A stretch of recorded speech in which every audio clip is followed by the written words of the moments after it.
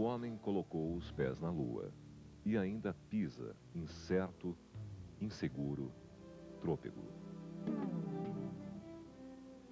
Na terra onde se está, no espaço onde se pendura, balança, constrói o futuro sem saber como e por quê.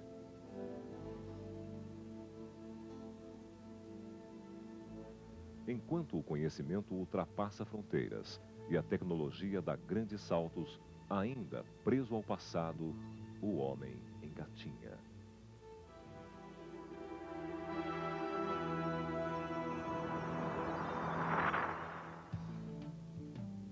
A indústria da construção é um dos ramos de atividade que mais emprega no Brasil. São milhares de trabalhadores numa atividade pressionada pelo mercado, pelo sistema financeiro, pelo desemprego, pela qualificação da mão de obra, pela privatização, terceirização e busca da qualidade.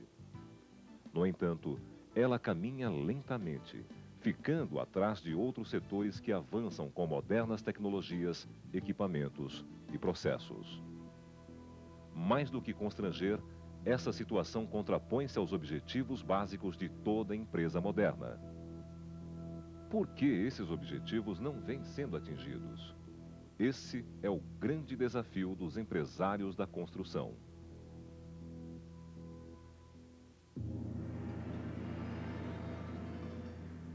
O mundo está passando por um processo de mudanças e algumas atividades não acompanham essa transformação na mesma velocidade, principalmente a indústria da construção. Entretanto, algumas empresas já encontraram o caminho para a maior produtividade, melhor qualidade e para serem mais competitivas. A alavanca que tem movido essas empresas está apoiada em 5 pontos básicos de gerenciamento que devem ser desenvolvidos ao mesmo tempo. É o que se chama de administração total do negócio. Esses 5 pontos estão interrelacionados e de nada adianta gerenciar apenas um deles isoladamente. E mais, em cada uma das áreas a atuação deve ser abrangente.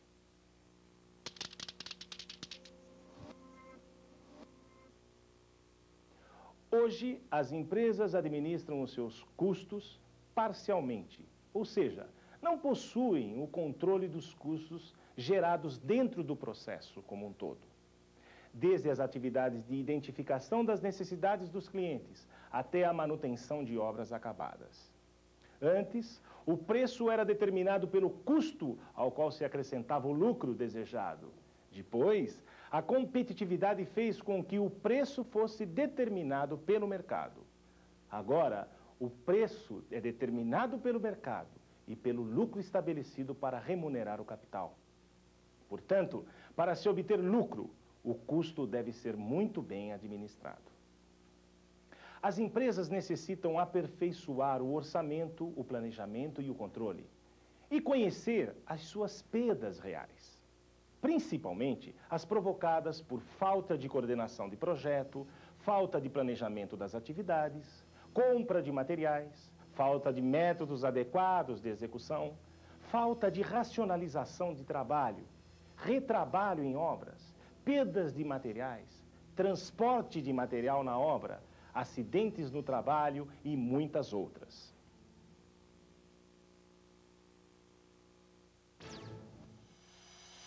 As empresas precisam imediatamente iniciar a implantação de um sistema de gestão da qualidade, pois poucas do ramo da indústria da construção possuem esse sistema implantado, ou que esteja funcionando satisfatoriamente. Hoje sabemos que para termos um produto ou serviço de qualidade, é necessário que o processo de execução esteja em todas as suas etapas, sob controle, e as pessoas sabendo o que, por quê, como e quando fazer o seu trabalho, de maneira comprometida e participativa, a fim de obter a qualidade no processo de execução. A qualidade no atendimento passa a ter importância ímpar, tanto quanto a qualidade do produto, visando atender aos clientes em suas expectativas, necessidades e desejos. A segurança e saúde no trabalho são outros requisitos primordiais para o sucesso de implantação da qualidade. É preciso garantir um ambiente em condições de propiciar às pessoas melhoria na sua qualidade de vida.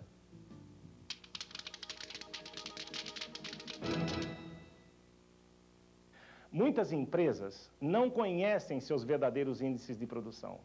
Baseiam-se somente em índices médios de mercado, não verificando o seu desempenho em cada atividade do processo de execução. Se estiverem trabalhando com melhor produtividade e não perceberem, estão perdendo esta vantagem competitiva. Além disso, a educação e treinamento dos operários são fatores básicos para a melhoria da produtividade e eficiência dos processos. Os métodos de execução devem ser cada vez mais racionalizados e os procedimentos de execução verdadeiramente compreendidos pelos operários.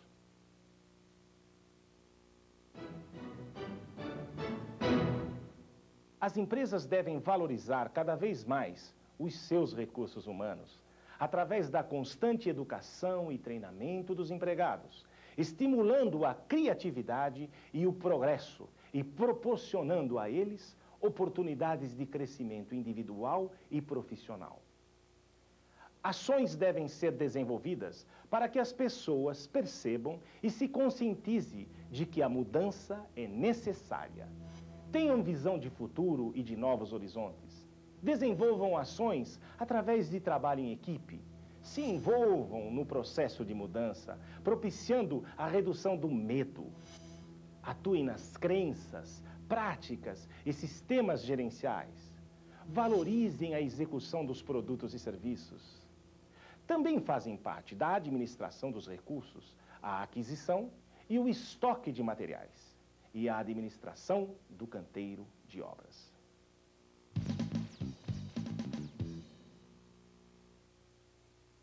Se olharmos para outros ramos de atividades, notaremos que são necessárias dezenas de máquinas, equipamentos e ferramentas para se fabricar um produto.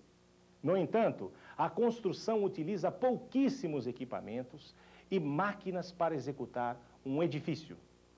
São necessárias melhorias urgentes na tecnologia e nos métodos de execução, para que possamos desenvolver o nosso sistema produtivo. Quando falamos em tecnologia e de máquinas, equipamentos e ferramentas, não devemos nos esquecer de que a qualidade e a produtividade só serão atingidas se a obra estiver em condições adequadas de trabalho, com segurança e saúde aos trabalhadores.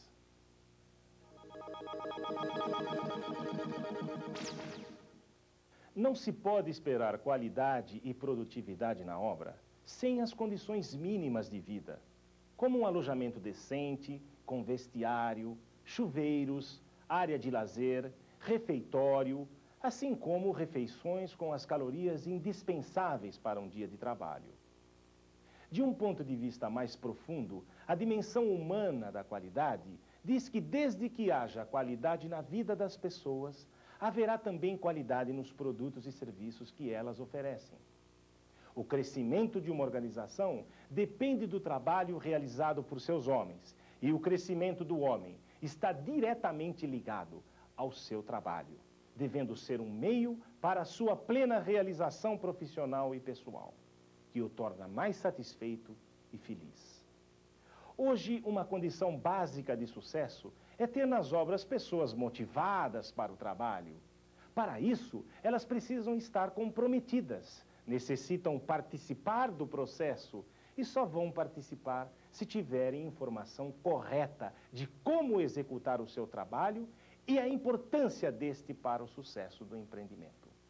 Devem ser abordadas as questões mais profundas, as que tornam os componentes humanos das organizações incapazes ou desmotivados para alcançarem a verdadeira eficiência. A motivação pode ser obtida principalmente pela melhoria da qualidade de vida. Em resumo, todo e qualquer processo somente pode ser implantado com homens motivados. E foi exatamente visando a melhoria da qualidade de vida do trabalhador da indústria da construção que foi alterada a norma regulamentadora número 18, Condições e Meio Ambiente do Trabalho na Indústria da Construção. Essa norma foi atualizada para fazer frente à evolução dos métodos, dos avanços da tecnologia e das relações do trabalho. A Secretaria de Segurança e Saúde no Trabalho criou um grupo técnico constituído pelas Delegacias Regionais do Trabalho e a Fundacentro, com a incumbência de apresentar propostas visando a reformulação da norma regulamentadora número 18. A Secretaria de Segurança e Saúde deu prazo para recebimento de sugestões. Um grande número delas foi analisado e discutido com um grupo técnico de trabalho. Em maio de 1995, foi constituída uma comissão tripartite e paritária, composta de representantes dos trabalhadores, empregadores e governo, destinada à conclusão do texto final da norma. Considerando o consenso entre os segmentos participantes da comissão tripartite, a Secretaria aprovou o texto. É sempre bom lembrar que esta norma é exclusiva para a indústria da construção, fato que por si só já revela a sua importância. Mais do que lei, a NR18 é um instrumento que visa a melhoria do ambiente de trabalho da indústria da construção, que por suas peculiaridades cria situações de riscos que afetam a segurança, a saúde e a vida do trabalhador. E isso é fácil de provar através de uma rápida passagem pelos itens da NR18.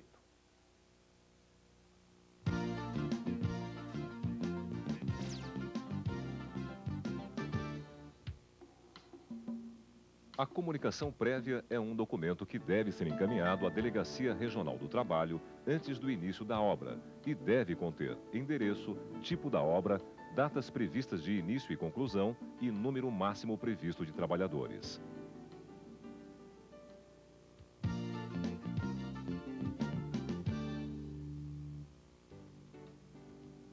O Programa de Condições e Meio Ambiente de Trabalho na Indústria da Construção, conhecido pela sigla PCMAT, é composto pelos seguintes documentos: Memorial sobre Condições e Meio Ambiente do Trabalho nas Atividades e Operações, levando-se em consideração riscos de acidentes e de doenças do trabalho e suas respectivas medidas preventivas. Projeto de execução das proteções coletivas em conformidade com as etapas de execução da obra. Especificação técnica das proteções coletivas e individuais a serem utilizadas. Cronograma de implantação das medidas preventivas definidas no PCMAT. Layout inicial do canteiro de obra, contendo inclusive previsão de dimensionamento das áreas de vivência. Programa educativo contemplando a temática de prevenção de acidentes e doenças do trabalho com sua carga horária.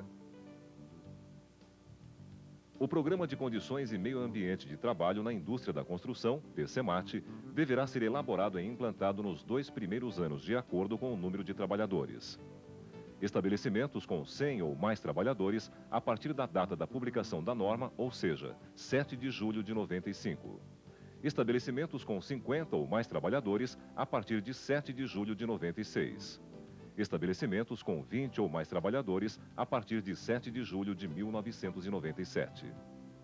O PCMAT tem como objetivo principal garantir que as empresas tenham um programa preventivo de acidentes e doenças do trabalho, enfocando principalmente as atividades de projeto, planejamento e educação. O PCMAT contempla também as exigências contidas na NR9, Programa de Prevenção de Riscos Ambientais, PPRA, que visa a preservação da saúde e da integridade dos trabalhadores através da antecipação, reconhecimento, avaliação e controle dos riscos ambientais.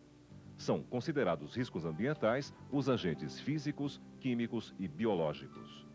Porém, a NR9 está articulada com as exigências da NR7, Programa de Controle Médico e Saúde Ocupacional, PCMSO, que tem como objetivo a promoção e preservação da saúde dos trabalhadores através dos exames admissional, periódico, de retorno ao trabalho, de mudança de função e demissional. O PCMAT deve ser elaborado e executado por profissional habilitado na área de segurança do trabalho.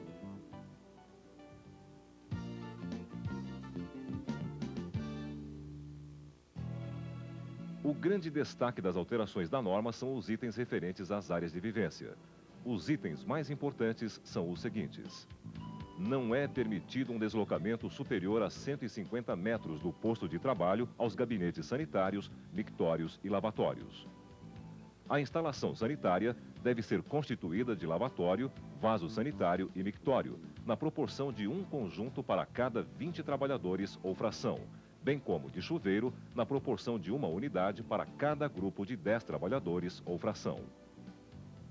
O vestiário deve ter armários dotados de fechadura ou dispositivo com cadeado. O alojamento deve estar enquadrado nas seguintes orientações. Não estar situado em subsolos ou porões das edificações.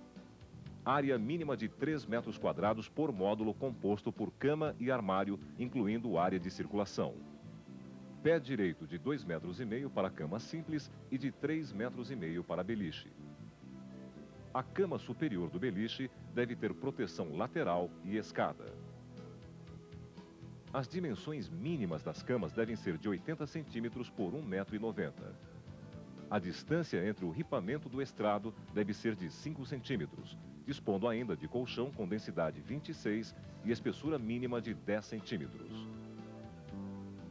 As camas devem dispor de lençol, fronha e travesseiro em condições adequadas de higiene, bem como cobertor, quando as condições climáticas assim o exigirem. Os alojamentos devem ter armários duplos individuais com as seguintes dimensões mínimas. 1,20 metro de altura por 30 centímetros de largura e 40 centímetros de profundidade, com separação ou prateleira horizontal. Ou 80 centímetros de altura por 50 centímetros de largura e 40 centímetros de profundidade, com divisão no sentido vertical. O fornecimento de água potável deverá ser feito por meio de bebedouros de jato inclinado ou equipamento similar, na proporção de 1 para cada grupo de 25 trabalhadores ou fração, sendo proibido o uso de copos coletivos. É vedada a permanência de pessoas com moléstia infectocontagiosa nos alojamentos. O local para refeições não deve estar situado em subsolos ou porões das edificações. Independente do número de trabalhadores e da existência ou não de cozinha, em todo canteiro de obra deve haver local exclusivo para o aquecimento de refeições, dotado de equipamento adequado e seguro. As áreas de vivência devem possuir local próprio, coberto, ventilado e iluminado, para que o trabalhador alojado possa lavar, secar e passar suas roupas. Deve ser dotado de tanques individuais ou coletivos em número adequado. A empresa poderá contratar serviços de terceiros em substituição à lavanderia, porém sem ônus para o trabalhador. Nas áreas de vivência, devem ser previstos locais para a recreação dos trabalhadores alojados, podendo ser utilizado o local de refeições para este fim. Quando se tratar de frentes de trabalho com 50 ou mais trabalhadores, deverá ser instalado ambulatório.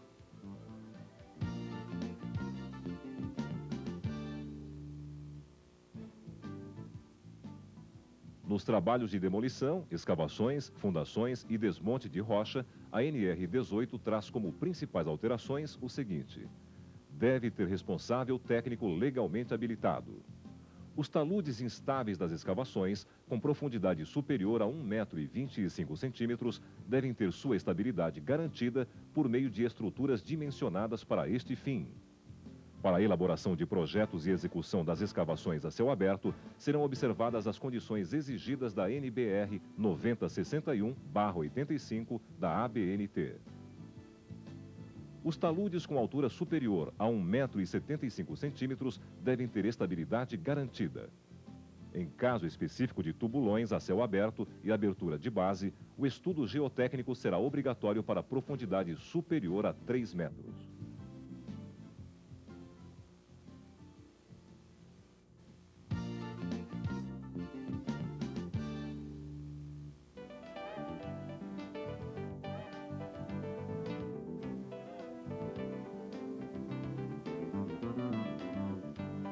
Este item aborda basicamente a segurança na utilização de serra circular com todos os seus dispositivos de proteção. Ela deve ser instalada em locais cobertos para proteção contra quedas de materiais e intempéries.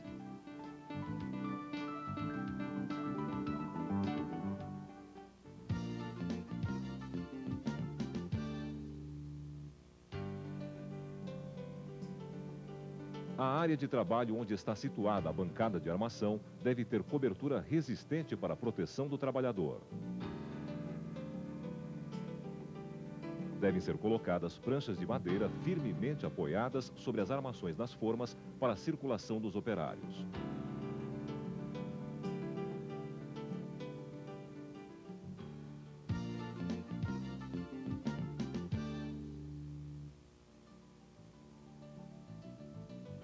Os vibradores de imersão e de placas devem ter dupla isolação e os cabos de ligação protegidos contra choques mecânicos e cortes.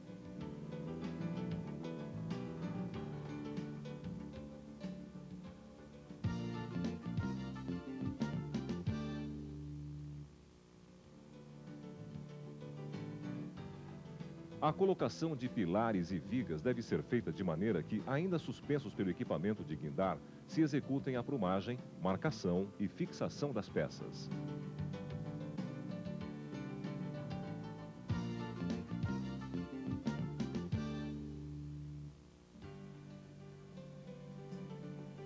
Nas operações de soldagem e corte a quente, há a exigência de qualificação do funcionário. Nas operações em chumbo, zinco ou materiais revestidos de cádmio, será obrigatória a remoção por ventilação exaustora dos fumos metálicos originados no processo.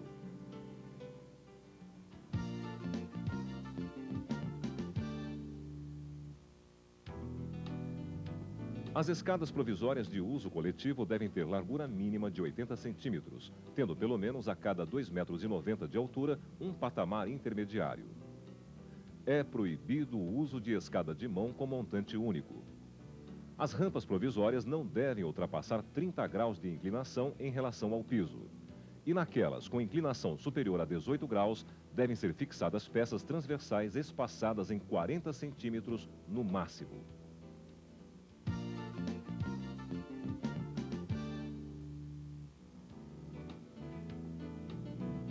É obrigatória a instalação de proteção onde houver risco de queda de trabalhadores ou de projeção de materiais. Em todo o perímetro da construção de edifícios com mais de 4 pavimentos ou altura equivalente, é obrigatória a instalação de uma plataforma principal de proteção na altura da primeira laje, com no mínimo 2,50 metros e complemento de 80 centímetros de extensão, com inclinação de 45 graus a partir de sua extremidade. Acima e a partir da primeira plataforma principal de proteção, devem ser instaladas também plataformas secundárias de proteção em balanço de 3 em 3 lajes. Elas devem ter, no mínimo, 1,40 metros de balanço e um complemento de 80 centímetros de extensão, com inclinação de 45 graus a partir de sua extremidade. Na construção de edifícios com pavimentos no subsolo, devem ser instaladas ainda plataformas terciárias de proteção de 2 em 2 lajes, contadas em direção ao subsolo e a partir da laje referente à instalação da plataforma principal de proteção. Essas plataformas devem ter, no mínimo, 2,20 metros de projeção horizontal da face externa da construção e um complemento de 80 centímetros de extensão, com inclinação de 45 graus a partir da sua extremidade. Além da colocação de bandejas, é necessária a colocação de tela resistente, fechando todo o perímetro da edificação a partir da plataforma principal.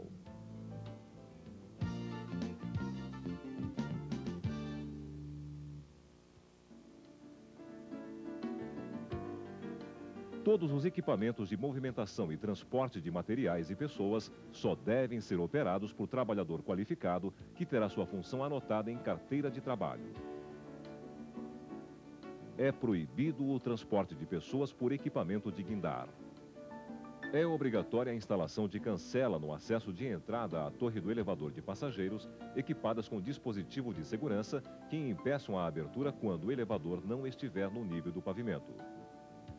Nos edifícios em construção com mais de 12 pavimentos ou altura equivalente, é obrigatória a instalação de pelo menos um elevador de passageiros, devendo o seu percurso alcançar toda a extensão vertical da obra. Os elevadores de materiais devem ser dotados de botão em cada pavimento para acionar lâmpada ou campainha junto ao guincheiro, a fim de garantir comunicação única. A partir de 7 de julho de 1999, os edifícios com 8 ou mais pavimentos devem ter o elevador instalado a partir da execução da 7ª laje e esse canteiro deve possuir pelo menos 30 trabalhadores. A partir de 7 de julho de 1998, o elevador de passageiros deve ser instalado em edifícios com 10 ou mais pavimentos, já a partir da 7ª laje. E o canteiro de obras deve possuir pelo menos 40 trabalhadores.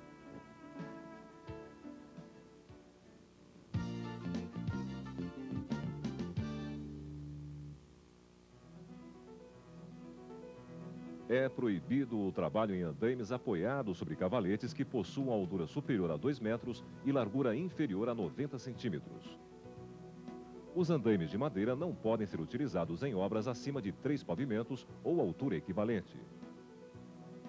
Os andaimes fachadeiros devem ter proteção com tela de arame galvanizado ou material de resistência e durabilidade equivalente, desde a primeira plataforma de trabalho até pelo menos 2 metros acima da última plataforma de trabalho.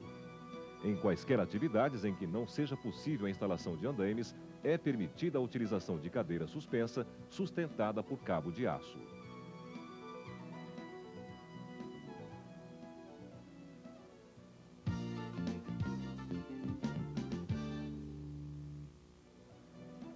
É obrigatória a observância das condições de utilização, dimensionamento e conservação dos cabos de aço utilizados em obras de construção, conforme o disposto na NBR 6327/83 da ABNT.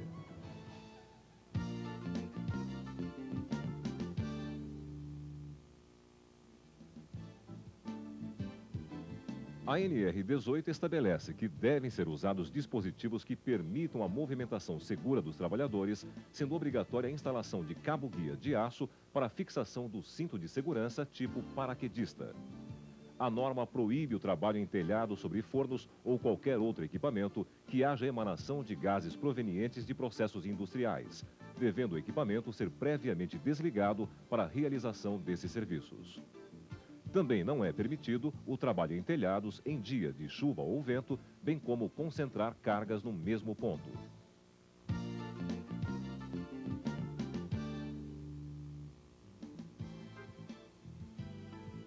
Na execução de trabalhos com risco de queda na água, devem ser usados coletes salva-vidas ou outros equipamentos de flutuação. Além de atender ao regulamento para o tráfego marítimo e ao regulamento internacional para evitar abarroamentos no mar, as plataformas de trabalho devem ser providas de linhas de segurança, ancoradas em terra firme, ter superfícies antiderrapantes e ter os trabalhadores usando coletes salva-vidas.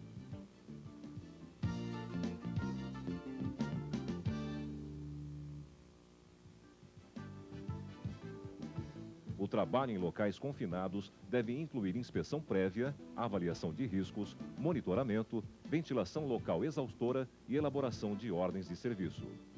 2 trabalhadores a cada grupo de 20 devem ser treinados para resgate.